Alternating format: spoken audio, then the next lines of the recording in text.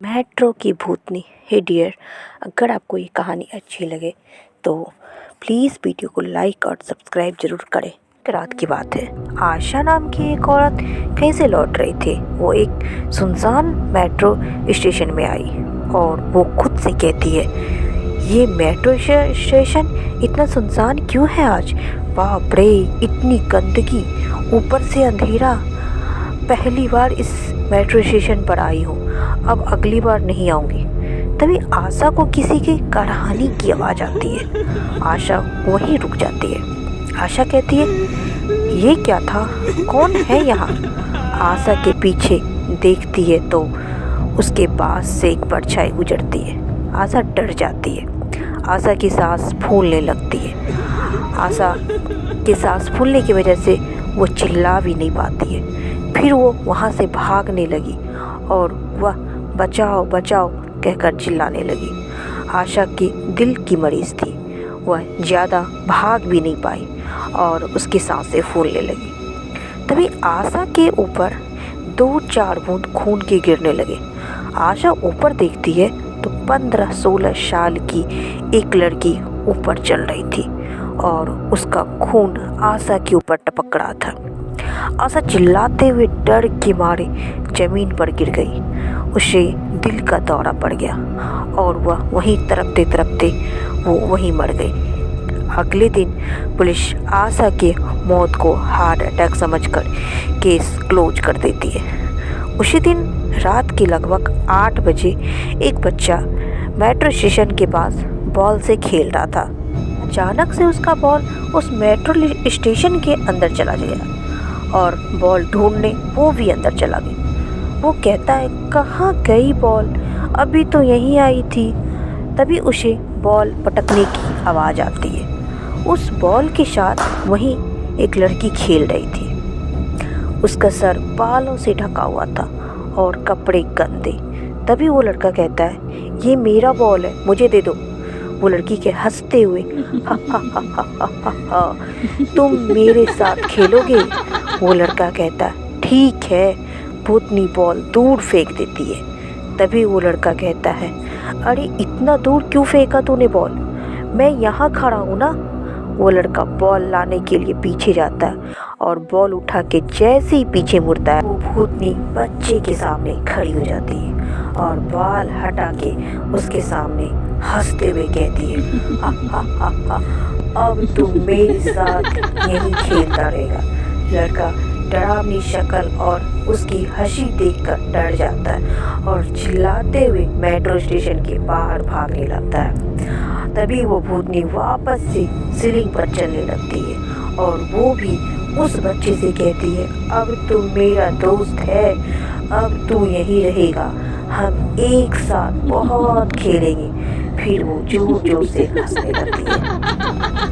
बच्चा रोते हुए वहाँ से भागता है। तभी बच्चे की माँ उसके सामने आ जाती है। वो अपने बेटे से कहती है, तू मेट्रो स्टेशन में क्या कर रहा है? मैं तुझे बाहर ढूंढ रही हूँ। तभी वो बच्चा रोते रोते कहता है, मम्मी मम्मी, वो मुझे मार देगी, मेरा पीछा कर रही है।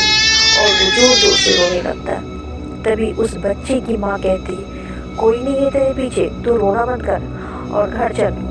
हर दिन तेरी नौटंकी बढ़ती जा रही है। जैसे ही बच्चा अपनी माँ का हाथ पकड़ता है, भूतनी दोनों को वापस पीछे खींच लेती है और उन दोनों को बड़ी ही बेरहमी से मार देती है। और वो कहती है, जो कोई भी रात के समय इस मेट्रो स्टेशन में कदम रखेगा, उसकी मौत तो निश्चित है। धीरे धीरे ये बात फैलने लगी और अब कोई भी उस मेट्रो स्टेशन के पास से भी नहीं गुजरना चाहता था। कभी कभी आधी रात में उस लड़की के चीखने और चिल्लाने की आवाज़ आती है और कभी रोते हुए कहती है, मुझे बचाओ की भी आवाज़ आती है। उस मेट्रो स्टेशन के बाहर में अब पूरे शहर में ये बातें होने लगी थी। मधु को जब इस मेट्रो स्टेशन का पता चला तो उसने अपने दोस्त को फ़ोन किया और कहती है, तुझे भूत देखने थे ना? चल आज मैं तुझे रियल का भूत दिखाती हूँ। तभी राकेश कहता है, मुझे भूत का रिसर्च करते हुए 8 साल हो गए, पर आज तक एक भी भूत नहीं देखा। तभी मधु कहती है इस बार जरूर जरूर दिखेगा। मधु और राकेश को भूतों का बहुत दिलचस्पी था। उन दोनों ने इस विषय में पढ़ाई भी की थी। उनकी यही दिलचस्पी मेट्रो स्टेशन के बीच खींच लाई। वो दोनों वहाँ पहुँचे। राकेश कहता है यही वो भूतिया स्टेशन है क्या? तभी मधु कहती है हाँ, लोगों का तो यही कहना है। राकेश कहता है पर मुझे किसी भी तरह से ये स्टेशन भूतिया नहीं लगता। ये तो नॉर्मल मेट्रो स्टेशन है। इतने भीड़ भाड़ वाले मुंबई जैसे जगह में थोड़े ना कोई भूत रहता होगा भला।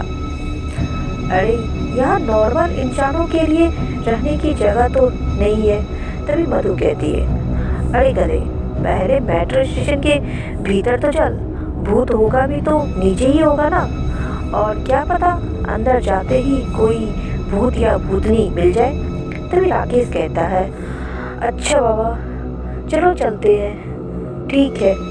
मधु कहती है हाँ, ये देख, मैं एनर्जी मशीन भी साथ लाई हूँ और जैसे ही कोई एनर्जी हमारे आसपास होगी ये ग्रीन लाइट रेड हो जाएगी।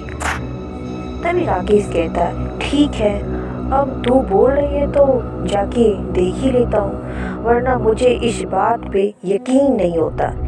इतने सालों में तो भूत को तो देखा नहीं, अब क्या मिलेगा, और मिल भी गया तो क्या करेंगे। मधु कहती है मैंने गंगा जल भी ले लिया है, अगर वो भूत स्ट्रॉन्ग होगी तो ये गंगा जल हमें रखेगा। राकेश जोर जोर से हंसने लगा। ठीक है, चल चल अंदर चल, गंगा जल। वाह, जैसे आज सच में भूतनी मिलने वाली और तो उसे मार ही देगी। दोनों मेट्रो स्टेशन के अंदर चले जाते हैं। उनकी मशीन अभी भी ग्रीन ही थी। राकेश कहता है देखा, भूत भूत ऐसा कुछ भी नहीं होता। इस मेट्रो स्टेशन में बस लोगों ने फालतू का ढिंढोरा पीट कर रखा है। भूतिया मेट्रो स्टेशन। तभी तो मधु कहती है हाँ यार, इस मशीन की लाइट रेड नहीं हुई और यहाँ कुछ भी अजीब भी नहीं हो रहा है। तभी राकेश कहता है वही तो, चलो वापस चलते हैं, बेफिजूल इतना टाइम वेस्ट कर दिया। वो दोनों मेट्रो स्टेशन के बाहर निकलने वाले ही थे कि तभी उनकी मशीन की लाइट अचानक से रेड हो गई। तभी राकेश कहता है ये क्या हो रहा है मधु? मधु कहती है लगता है कोई भूत या शक्ति है यहाँ पर, देख ये कितनी जोर जोर से बीप कर रहा है। राकेश कहता है मतलब यहाँ सच में भूत है? तभी मधु कहती है हाँ। दोनों रुक गए। तभी पायल की आवाज़ आने लगी। दोनों पायल की आवाज़ का पीछा करने लगे। वे देखते हैं कि एक कोने में एक लड़की अपना सर झुकाकर रो रही है। तो उस लड़की के पास जाते हैं। तभी मधु उस भूतनी से कहती है क्या हुआ, तुम रो क्यों रही हो और इतनी रात में यहाँ क्या कर रही हो? राकेश भी उस भूतनी से कहता है कौन हो तुम और यहाँ से निकलो, तुम्हारी जान को खतरा है। तभी मधु जोर से कहती है राकेश वही तो भूत है, भाग।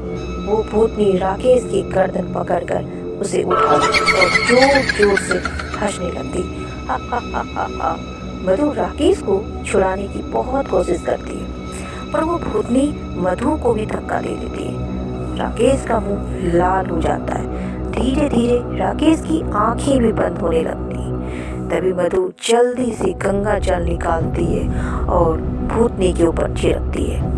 गंगा जल से भूतनी जलने लगती है और राकेश को छोड़ देती है। राकेश घबराता हुआ।